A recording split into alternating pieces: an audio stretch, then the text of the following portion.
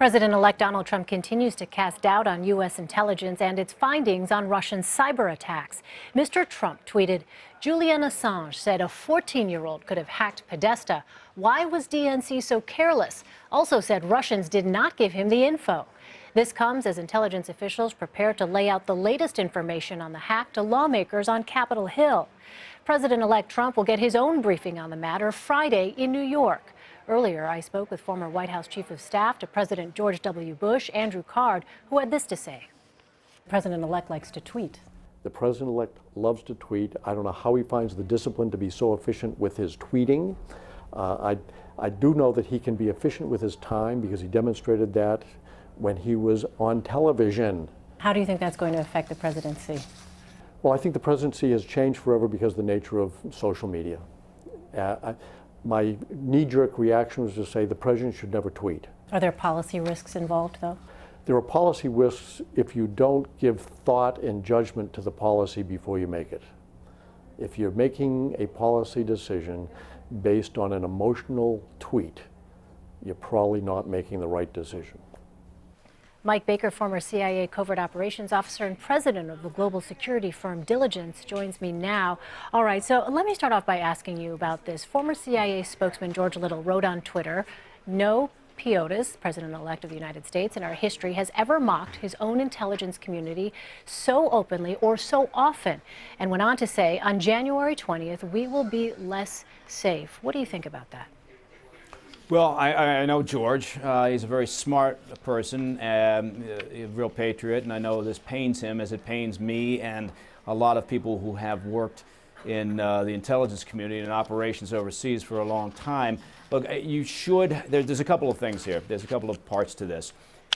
Is the president-elect correct in questioning intelligence? Well, of course he is. Everybody in the cycle is taught to do that. If you're the operator out on the street collecting intelligence from a source, you're taught from the very beginning of your time in that outfit to question the intelligence, to look at it, look for corroboration, look for other sources, to test it, and all the way up to the top at the White House. That's what you're supposed to do. But you know what you're not supposed to do? You're not supposed to create a circus sideshow like this by doing it.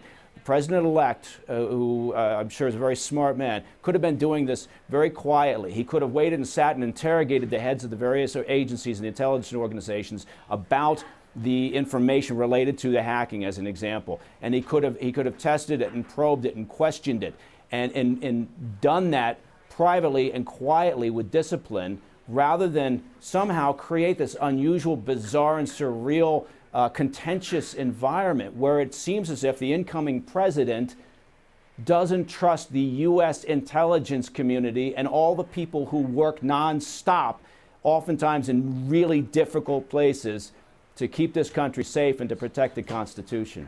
Mike, can we take a step back for a moment? And a lot of people might not know the layout of the different entities. When we talk about the intelligence community, can you sort of diagram it out for us? How are these agencies laid out?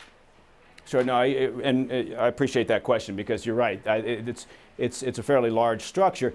Most people probably think about, when they say intelligence or operations, they think about the CIA, as they should. Central Intelligence Agency is front and center when we talk about the U.S. intel community. But there are numerous other organizations, over a dozen, that also do the same. They're not doing the same function, but they're also involved in the collection and analysis of intelligence for specific purposes. Military intelligence is a key example. The NSA, the National Security Agency, of course, the sort of the technical side of collection. So you've got a number of organizations that are tasked with collecting intelligence. That tasking comes from the White House. And there's been talk about the politicization of the intel community. And you know what? Sure. The person sits at the top of one of these organizations, appointed. Yes, you can't deny the fact that they have some political leanings, undoubtedly. But those people that are operating those various organizations at the street level, at the collection level, at the analysis level, I spent a long time working in operations overseas. I can tell you that that's not a political operation.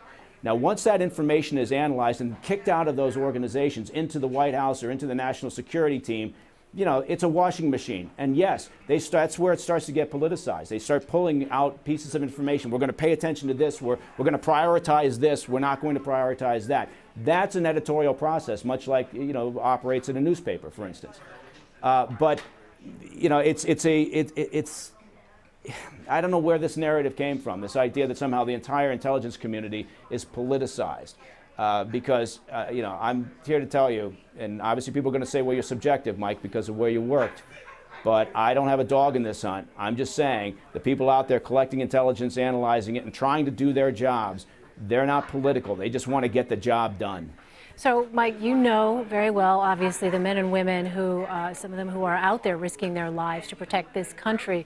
We've learned now that the president-elect is considering restructuring the DNI, the Office of the Director of National Intelligence. What ramifications do you think that would have if, in fact, that's something that happens? Yeah, very good question. I think just as a caveat, my belief has always been that the DNI, the creation of that, of the Director of National Intelligence, I think that was, in a sense, a knee-jerk reaction to 9/11. I don't think it was necessary, and I think it created a layer of bureaucracy over our intel community that wasn't necessary. So doing away with it wouldn't be a bad thing? Well, if it's done properly, I mean, I think, you know, every organization you look at, whether it's a business or a government structure, you should be looking at constantly in terms of its efficiency, its effectiveness.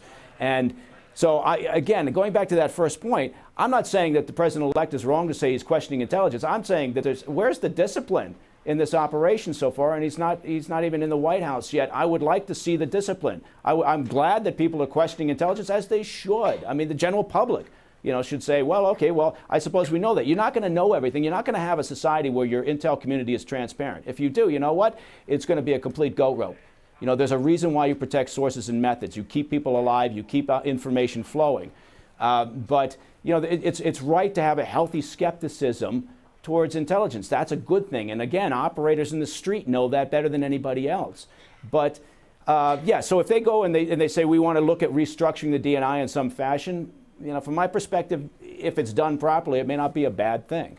All right. And last question for you, Mike. What do you think this public skepticism, the publicly expressed skepticism on the part of the president-elect, is doing for the people who are out there in the field? Well, I'd be lying if I said that it's a boon to morale.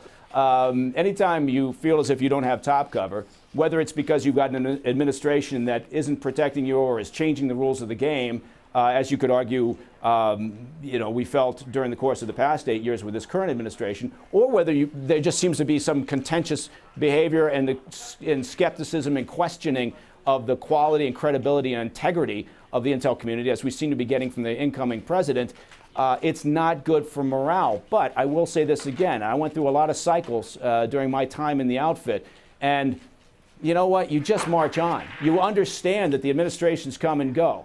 But you understand that your job is to take the tasking, go out, get the information that protects national security interests, and deliver it. That's your mission. And so you may, you know, feel down. You may feel your morale's not, you know, where it should be. You may worry about the top cover. But my experience has been, and I can only speak to my experience, is that these people, they just keep marching on. All right. Mike Baker, thanks so much for your perspective. Appreciate it. Sure. Thank you.